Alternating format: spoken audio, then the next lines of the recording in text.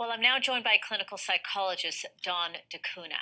Dawn, again, thanks for coming back on the program. You and I spoke last evening with regards to this incredible struggle, of course, Canadians are going through right now. So many Nova Scotians asking so many questions, grieving, trying to find some sense of closure here. Your thoughts now, we're looking at a day later since this horrific tragedy, and we're hearing more about the victims, we're hearing more from their families. Yes, I think, Angie, it's really going to take a little bit more time before the enormity of this horror and tragedy is able to be absorbed into the minds of the families and the people that live nearby and the rest of the country. It really has been an unprecedented event. Not being able to maintain our traditional rituals, doing this online, there's a high level of adaptability that is taking place, which I'm very happy about. And again, I think that this unprecedented event is opening up opportunities for people to cope and express their feelings in a way that is maximally, not optimal, but maximally helpful under the current circumstances of COVID-19. Talk to me a little bit more about that and how they're going to try to grieve and deal with this pain. The emotions are going to come in stages.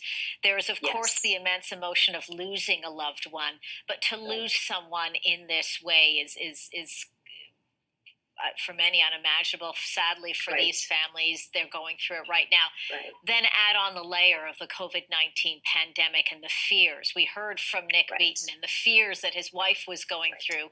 Never did he think that then this would be the last time he'd be speaking with her. So walk us through some of those stages and what perhaps others can do to support these families who are grieving. Well, I think if you are a family member, everyone grieves differently. And when it comes to grieving, everything is normal. And grieving takes the time that it takes. What becomes complicated is the range of emotions that could emerge because of the nature of this particular tragedy. The other thing that'll be very important to keep in mind is for those that are helping or attempting to help, this kind of a tragedy will evoke everyone's past traumas and losses and griefs, and few of us are spared, small t traumas or big T traumas. So keep in mind that while you're attempting to help, self-care is also really, really important. But I think it's still really quite early. I'm quite confident that for many of the RCMP officers and the families involved, they're still trying to make sense of what happened and even understand that it did happen. Mm-hmm. They may be feeling that they're in a nightmare that they cannot come out of. The events are feeling surreal. They're not feeling grounded. So staying connected and engaging with as many ordinary activities of daily living and good self-care is a good start. What about children? So many children have lost a mother, a father. Yes. How one is to communicate to them what has happened here, let alone for a small child to try and come to terms with what has happened here and to work through that process. Right. Well, that's another tricky thing, because how you explain why mommy isn't coming home or daddy isn't coming home to a 3-year-old is very different than what you explain to a 9-year-old or a 14-year-old. Mm-hmm. I think you can't go wrong by being honest, but what becomes really important in speaking to children, and I think it would be a good idea if you're uncertain to get some professional assistance, because it can be frightening. Children have very developmentally related different ideas and views about what death is. Mm-hmm. Older children understand the permanence of it and the enormity of it, and younger children may not. So it can be really, really tricky. And again, keep in mind that children express grief in very different ways, the same as adults do.